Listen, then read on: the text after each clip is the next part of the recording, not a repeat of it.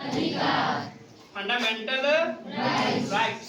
ये क्या होता है समझिए, आप जिस देश में रहते हैं तो आप उस देश का नागरिक हैं, और उस देश का नागरिक हैं तो आपका कुछ अधिकार होगा ना। आपको जो अधिकार संविधान के द्वारा प्रदत्त हुआ है या मिला है, हम उसके बारे में क्या करेंगे, पढ़ेंगे। तो सबसे पहले समझिए, ये जो है संविधान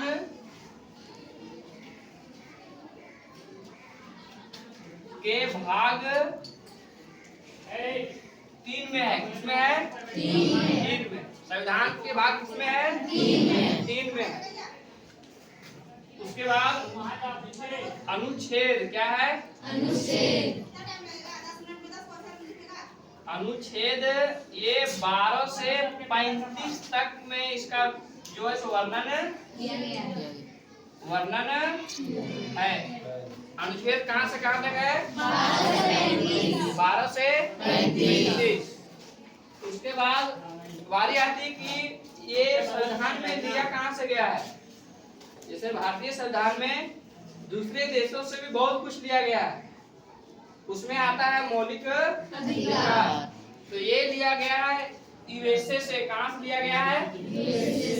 कहाँ से लिया गया है? यूएसए।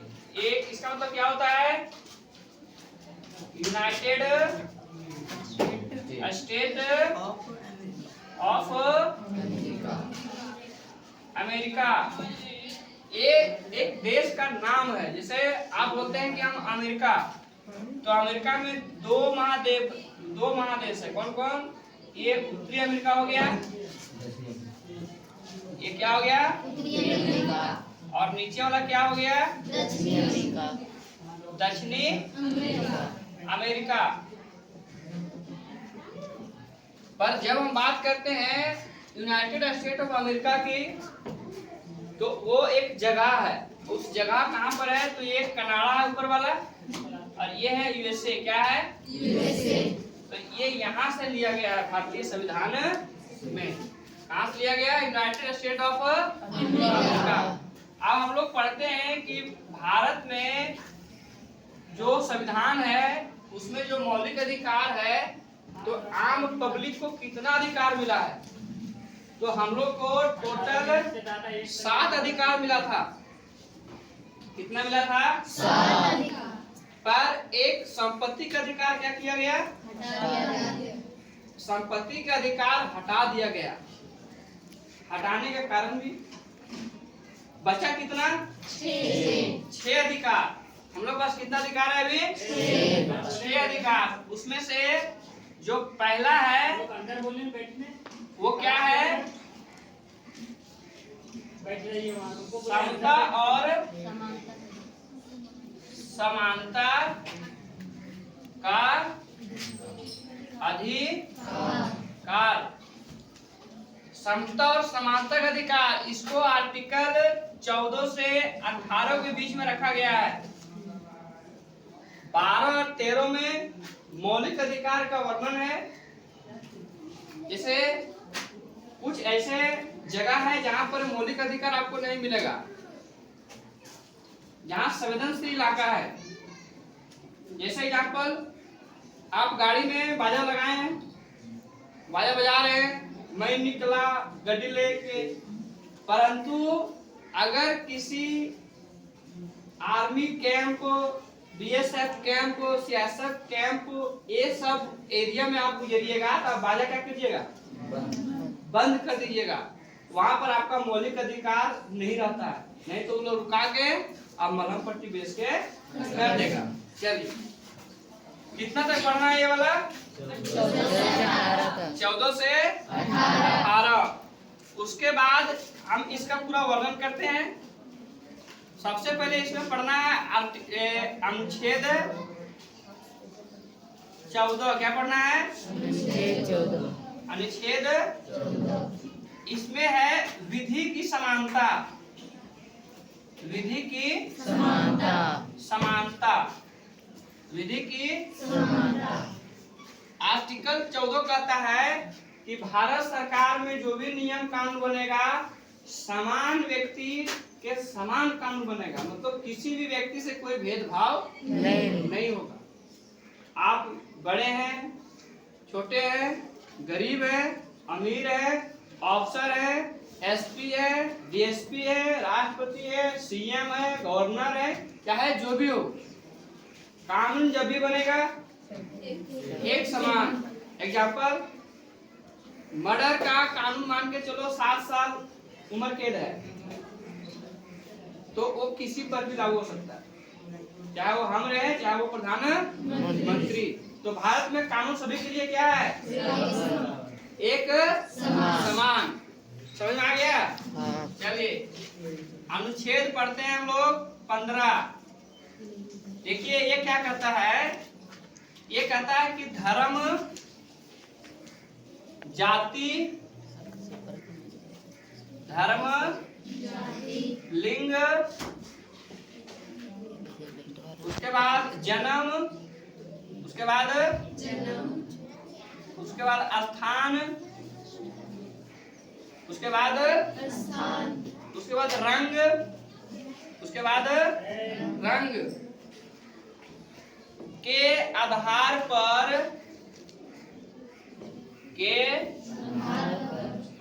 पर भेदभाव नहीं कर सकते हैं। ये क्या करके समझते हैं?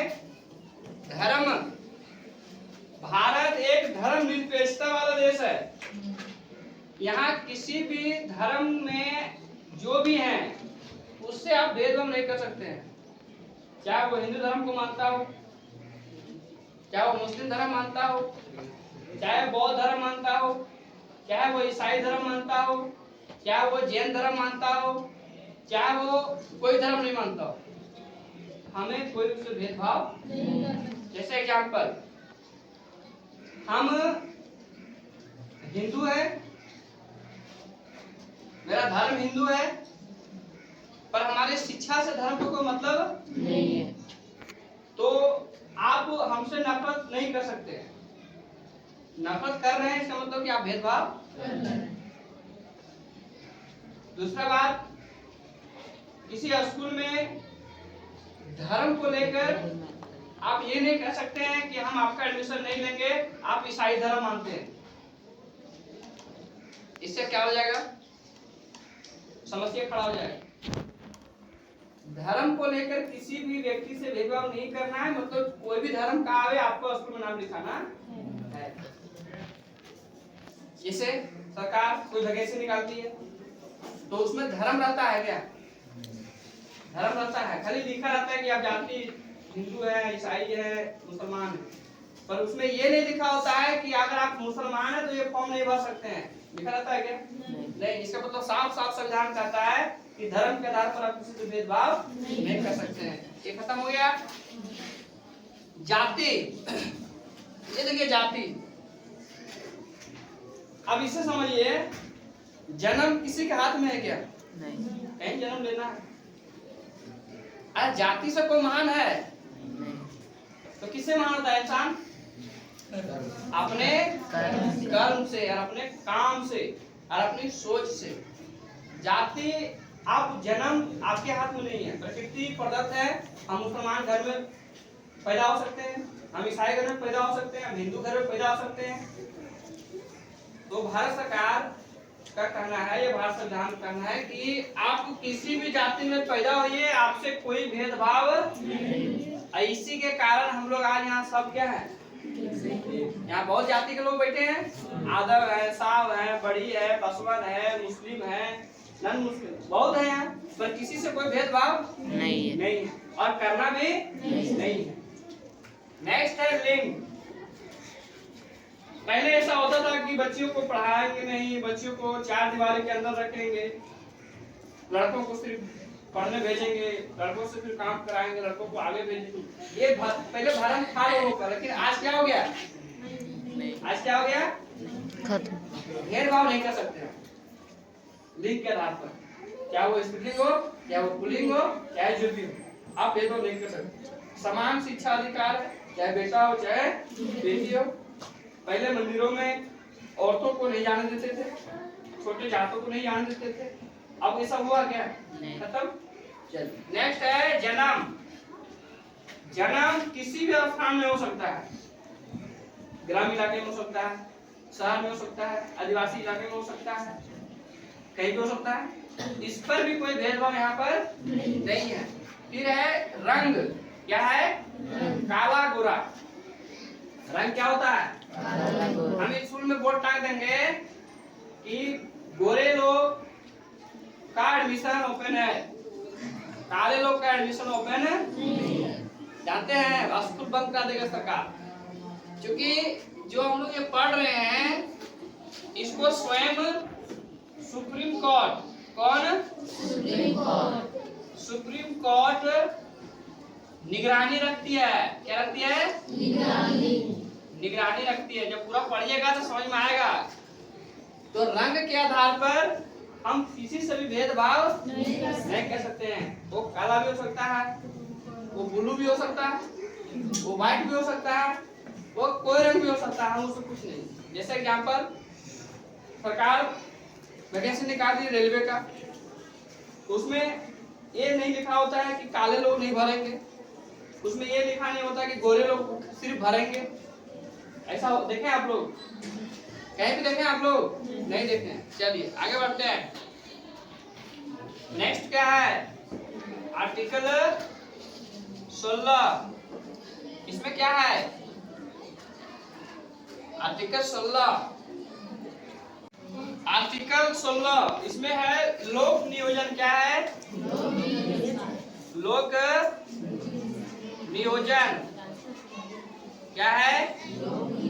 इसका मतलब समझिए, सरकार कोई भी वैकेंसी निकालेगी, उसमें किसी भी तरह से भेदभाव नहीं होगा, परंतु उसमें फॉर्मेलिटी जो है होना चाहिए। जैसे एग्जांपल, फॉर्म आया, उसमें हाइट मांग रहा है 172, तो होना चाहिए। एजुकेशन मांग रहा है, शिक्षा मांग रहा है, इंटर, क्या मांग रहा है? इंटर, तो ये होना चाहिए।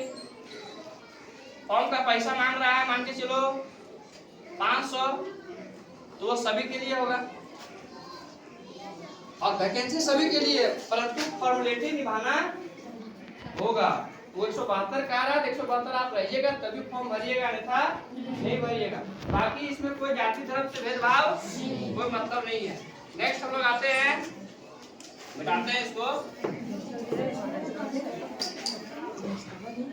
हाँ, ये बहुत डेंजर है। ये है अस्पृश्यता। ये बहुत डेंजर है। ये है अस्पृश्यता।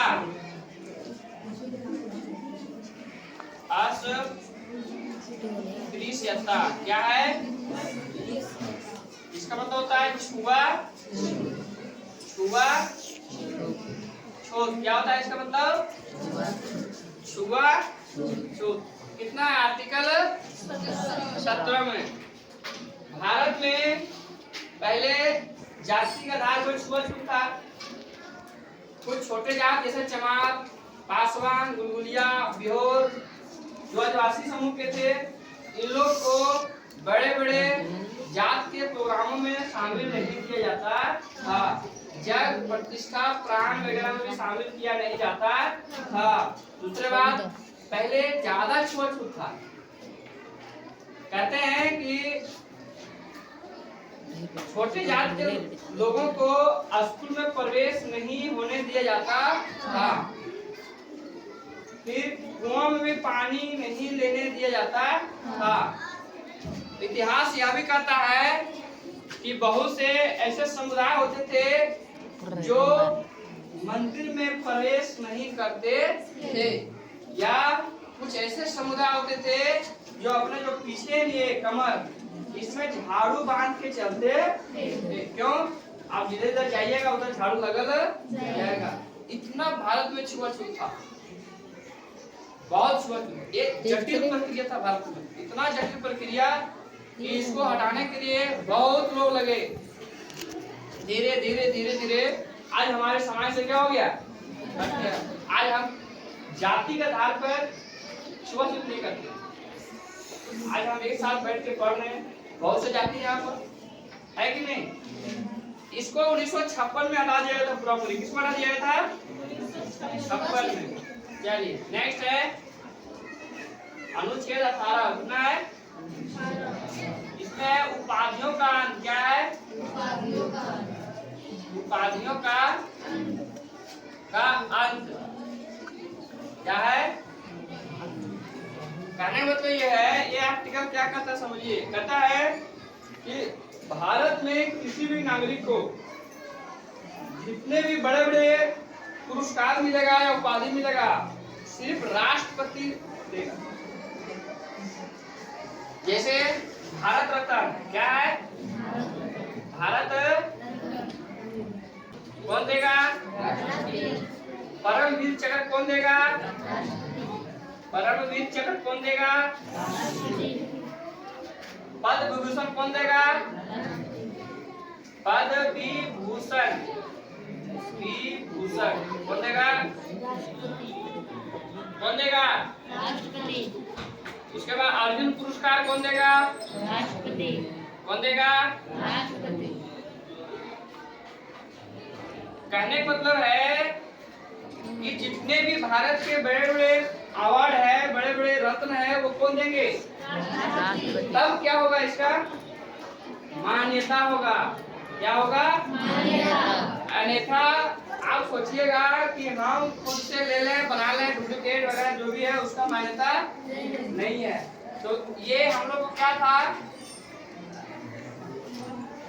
विधि के समय समानता पहला मौलिक अधिकार। इसी तरह हम लोग कितना और पढ़ेंगे? वे 5 और पढ़ेंगे। दूसरा जो है वो क्या है? स्वतंत्रता का अधिकार। स्टॉप करो बे। दूसरा मौलिक अधिकार क्या है? स्वतंत्रता का अधिकार। ये आर्टिकल 19 से 22 तक पढ़ना है। कितना? 19 से 22। स्वतंत्रता का अधिकार। अपन का देश स्वतंत्र है, साथ में लोकतंत्र भी है। आप स्वतंत्र हैं, कितना स्वतंत्र है आप?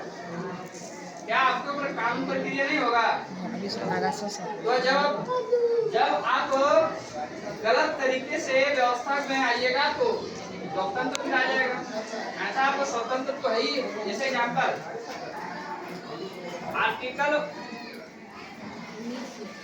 19 क्या है? 19 में बहुत कुछ है जो हम लोग कल पढ़ेंगे। इसको कल जोड़ेंगे, होगा।